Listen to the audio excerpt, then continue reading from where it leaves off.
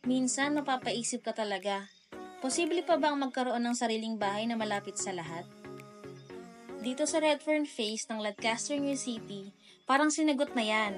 Nasa Barangay Pasong Kawayan 1, General Trias, Cavite. Tahimik, secured, pero sobrang accessible. Via Cavitex, mabilis makapasok ng Metro Manila. At kung OFW ka, o frequent traveler, isang sakay lang papuntang NAIA Airport, hindi mo na kailangan magmadali. May point-to-point bus din straight from PITX to Lancaster. Abot hanggang Redfern, kaya kahit wala kang sariling kotse, no problem.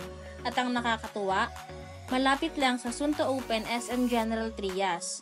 Sobrang lapit na parang kapitbahay lang ang mall.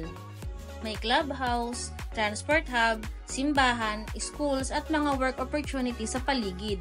Kumpleto. Dito sa Lancaster, New City, hindi ka lang basta lilipat. Magsisimula ka ng panibagong chapter. Kaya kung matagal mo na rin itong pinapangarap, maybe this is your sign. Great morning, Ka-Dream Home! Ito na ang pinaka-exciting na araw na pinakihintay nating lahat. Today is the day! Our very first Redfern inspection dito sa Phase 6, Alice House. At kung interesado ka sa mga Redfern updates, mag-subscribe ka na and don't forget to click the bell button para laging updated sa lahat ng susunod natin property tours at inspection. Right now, we're waiting for our buyer para sa kanilang house inspection today. Super excited na kami for them. At syempre, excited na rin kami para sa iyo, future Ka-Dream Home.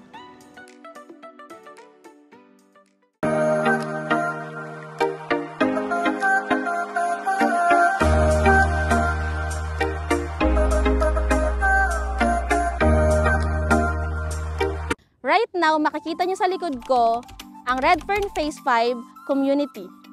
Kaway-kaway sa mga Redfern 5 home buyers natin dyan. Alam ko excited na kayo sa pag-turnover sa inyong Teya House. And good news, malapit na yan. In fact, may mga buyers na rin kami na naghihintay na lang ng schedule para sa kanilang inspection dito sa Redfern Phase 5. Mamaya, madadaanan din natin ito habang papasok tayo sa Redfern Phase 6. Kaya magkakaroon tayo ng chance na masilip ang progress dito sa Redfern Phase 5. Stay tuned!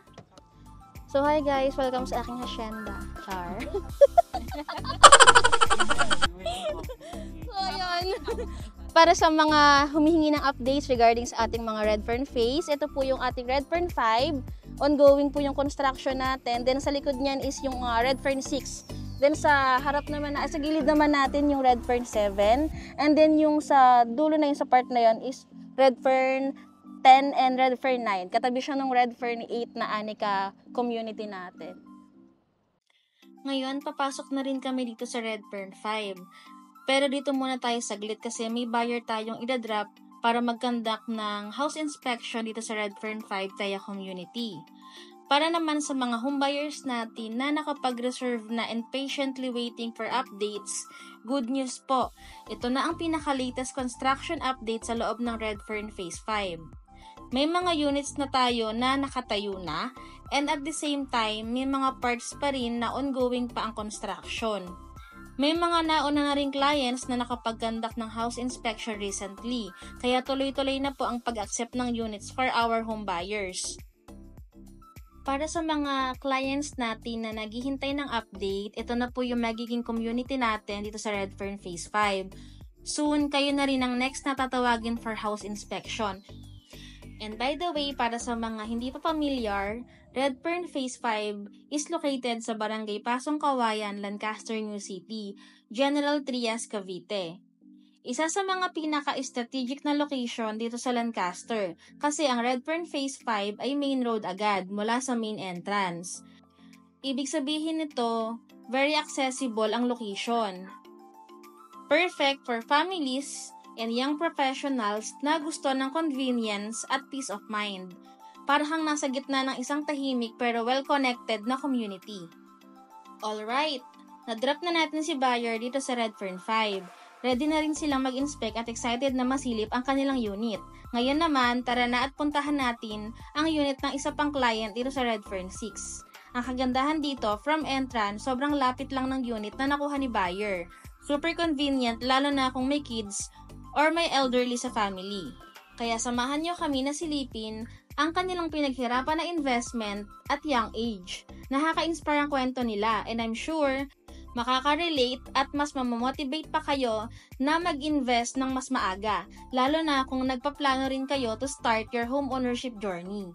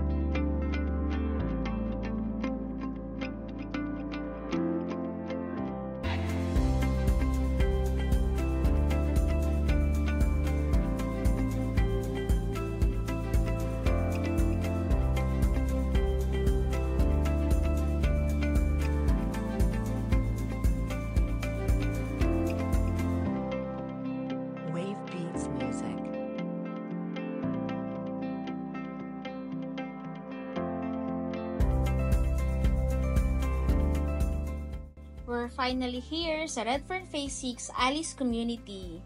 Ang bilis ng panahon kasi parang kailan lang pre-selling pa to. And today, house inspection na si buyer. Nakaka-proud, di ba? And by the way, may ilang available units pa dito. So, kung interested kayo, pwede kayo magpa-schedule ng free tripping. Open po tayo from Monday to Sunday, 8 a.m. to 5 p.m. Kaya make sure na panoorin nyo ang video na to hanggang dulo. Kasi for sure, may inspire kayo sa journey ng ating young homeowner. Baka ito na rin ang motivation na kailangan nyo to start your own journey.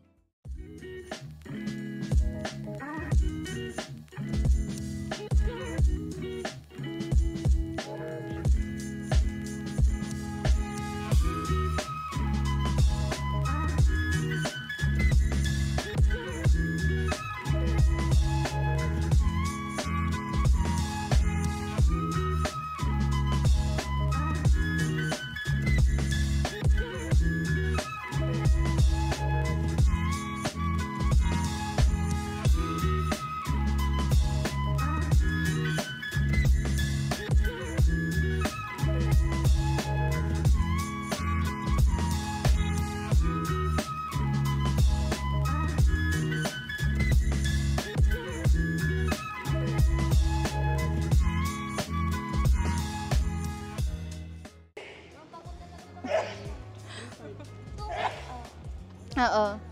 Tsaka from entrance, ano lang, malapit lang kayo papunta dito sa ano. Malaki yung lot, oh. Ang laki ng lot. Ay, si Mom. Hello po. Oo, lahat yan naka-vlog. Bakit? Kaya dapat mag-ano. Ba't sasabi malaki? Yung sa iba ba hindi ganito po? Hindi, may mga 40 square meters kasi tayo na unit. Pero kasi lahat na halos 50 square meters. Pero ang laki ng lot, ang ganda ng unit. Sige, go. Yeah, check natin.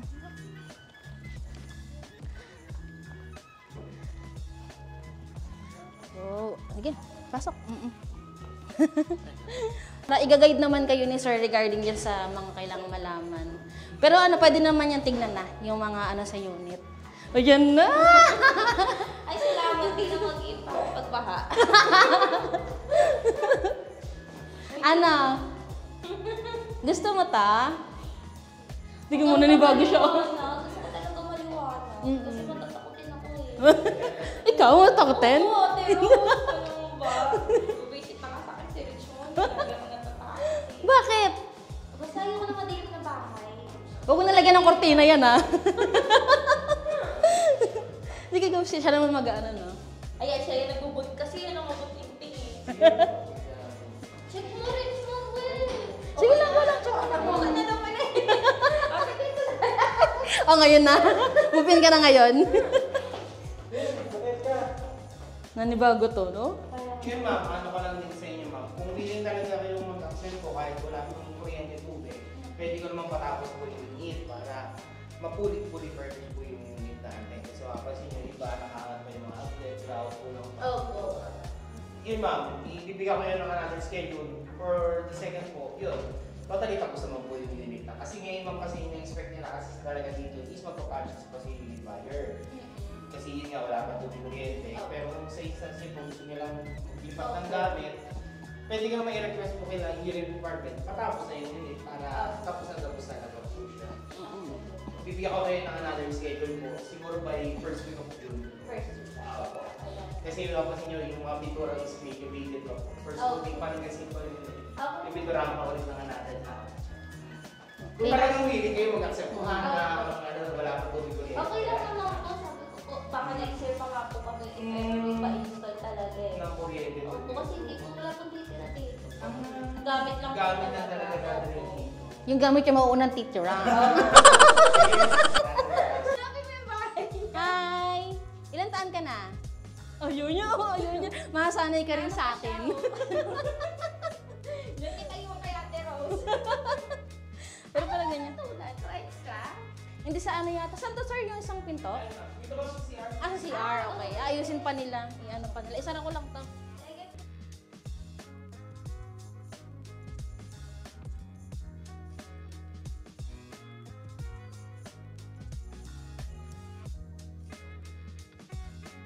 Sino mo pala kaya, no? Seller, vloggers. Vloggers. Kukumpit talaga kayong mga super twins, ha? Siyempre. Na lang talaga. Yun po. Ano po? I-accept nila rin sa next time po na. Apo. Sige po, patapos na lang yung unit, then yung linis po. Para susunod, okay na naman yung unit for them. Pero, dito ma'am, mataas kabila lang po. Kaya isa ko kabila na talaga degrees. Hindi po. Paano ko ilalagyan po? Matagal po. Oh, magulat ka, mami.Ag-aaway na naman yan. Nakamaitay na naman sa... Ayun niya na nakababa. Umiilaw pa yung ano niya, oh. Siguro coordinate, excuse me. Coordinate mo ng engineering ma'am, then ano ma'am, ang araw ng schedule niyo ma'am? Every Monday lang dito. Ako po weekdays. Ay, weekends. Ikaw sir. Haluha. Iba. Sige sir, pag tumawag naman ako sa inyo, pag hindi kayo available, yun, i-add na lang natin sa availability niyo po para hindi kayo dito. Coordinate po. Mo ngayon. Kung first week po siya ng June, sir, no? If ever. Ma'am, tentative pa yun na. Usapin ko muna yung engineer kung kaya ng first. Sige. If ever po, kaya po, June 4 pwede kami. June 4. Sige. Opo. June 4. Oh, so...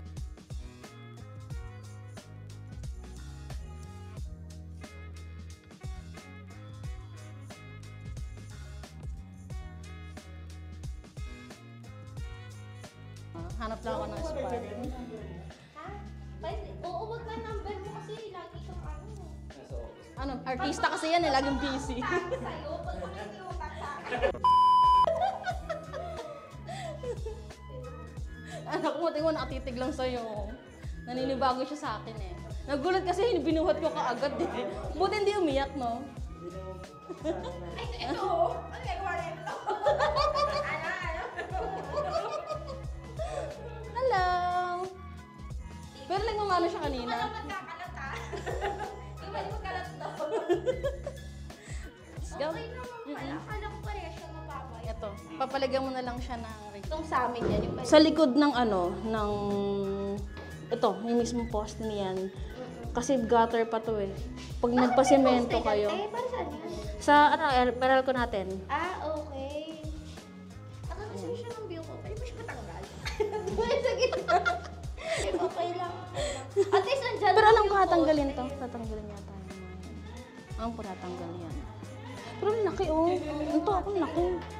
Grabe. Pwede mo palagyan ng Hindi ko pool. siya hindi ko talaga siya ipapasimento. Noong una, bala ko yung magaya sa'yo. Kasi si mama gusto magtanim. Pwede naman yung parang mag-ano kayo. Bakod lang talaga kami. Gardening, parang ganon. Tapos bakod lang kami, hindi kami mag-spagate. Okay lang naman yun. Para at least ano. Dami na rin. Wow. Tingnan mo siya, oh. Ay, kakambal ko, tatlo kami. Wow, arte. Pakikap po yung pangit na side. Ay, hindi ba yan? Ay, ma'am, maganda ka sa lahat ng angle. Kung wala akong cash. Pwede sa ito dyan, palibre niyo ako. Si Ma'am Mitch, hindi mo na talaga siya kambal. Siya na si Ma'am na, mahilig na lang kambal. Swimmer na ako Ano, no? Swimmer. Swimmer. Ano? Ito na talaga yung susi namin. Pero ano pa, ano pa naman. So, ayun, congrats sa new home. And then, may question lang po ako regarding dun sa naging ano natin. Yung number 1 question ko, bakit sa Lancaster, New City kayo nag-decide na mag-invest ng bahay? Well, syempre po, unang-una sa lahat, as someone na nakatira po sa Bacoor, laging binabaha, sobrang hassle. Tapos nag-try kami maghanap-hanap. Meron kami una nakuha sa Nai kasi sobrang layo. Ayun, nakita namin to. Ang dami mo kasing videos. Nagkalat ka sa social media. Okay, ito na lang siya. Parang ano pa. Punta ko ng YouTube. Okay, si Ate Rose ulit. Siya na talaga. Then, syempre, yung community, maganda, ganun. Syempre, hindi naman namin nakalakihan to. Gusto namin na pagka tawag ganito, may anak kami. Maganda yung, yung kalalakihan niyang lugar. Hindi siya yung, alam mo yun, yung kasi, Magulo. yung dikit-dikit na bahay, tapos magugulat ka na lang. May nag-away. Ito, paano makikita mo, decente talaga yung lugar. Peaceful, tsaka, malapit sa Tapos, lahat. ayun nga, ano na siya maganda naman yung bahay, parang ready to lipat na lang din. Wala ka nang need ipaayos. Kasi yung una namin nakuha, bare type lang siya. So parang hassle kasi syempre, kailangan mo pa ng malaking pera para gumastos. So, yun. Thank you sa naging compliment regarding sa nag-inquire ka sa akin kasi syempre, iyak ba ako? Wala kasi, ang bilis kasi ng di ba, nung panahon, di ba? Kasi nung parang nag-inquire, tapos nagpa-tripping, tapos ngayon kasama na kita dito. Kaya nga parang dati, di ba kabuntis Ayan na siya, malaki na. So, ayun, may last 2. Ano yung naramdaman nyo nung nakita nyo yung unit for the first time? Ito, actual, i-accept nyo na yung unit. Siyempre, sobrang saya. Kasi, moment of truth. Tsaka, yung lahat ng paghihirap, ganyan, yung mga, nahirap. Mga paghihirap na pinagdaanan namin talaga, meron naman siya magandang result. Yung nakikita mo na may progress ka pala sa buhay, may sense ka pa pala sa earth. Sa earth. Kaya parang hindi matuloy-tuloy yung mga ko. Charot!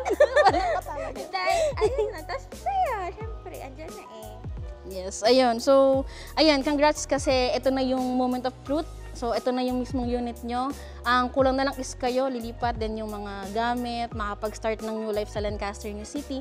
And then, for the last question, bakit si Miss Mary yung agent na napili nyo?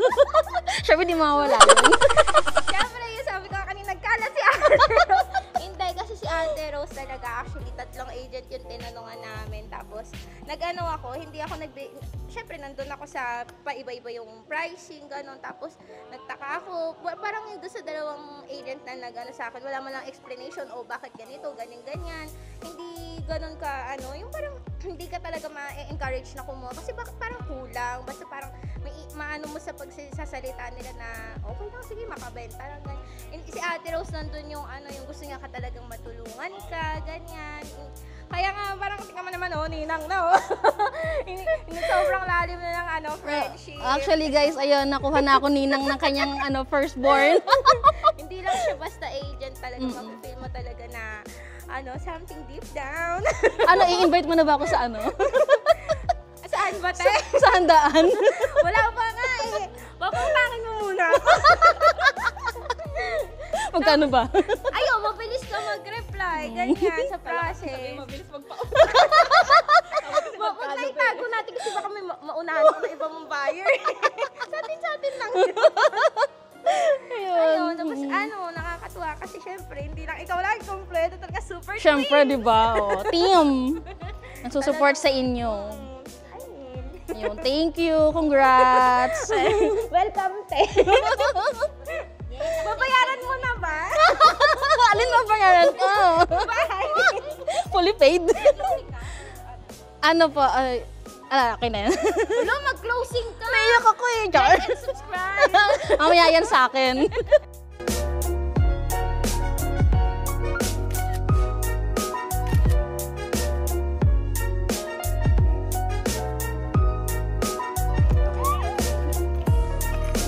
Wow! Parang magano. Congrats! Congrats! Pinilit ko. Congrats, sir! Congrats po!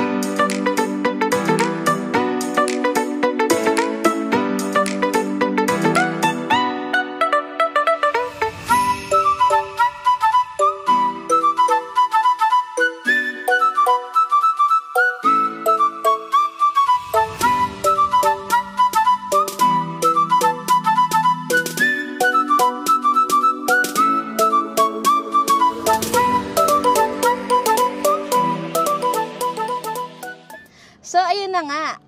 Inspection complete. We're so happy na nakita ng ating home buyer ang kanilang dream home. Kung may gusto kang i-request na property tours or Redfern unit update, feel free to comment down below. At huwag mo nang kalimutang mag-like, share at subscribe for more real estate tips, house inspection, house tour, and updates. This is Mary Rose Santos, helping you find your dream home. See you sa next Redfern update. Bye! Hi everyone, that's for today's video. See you See you on next vlog!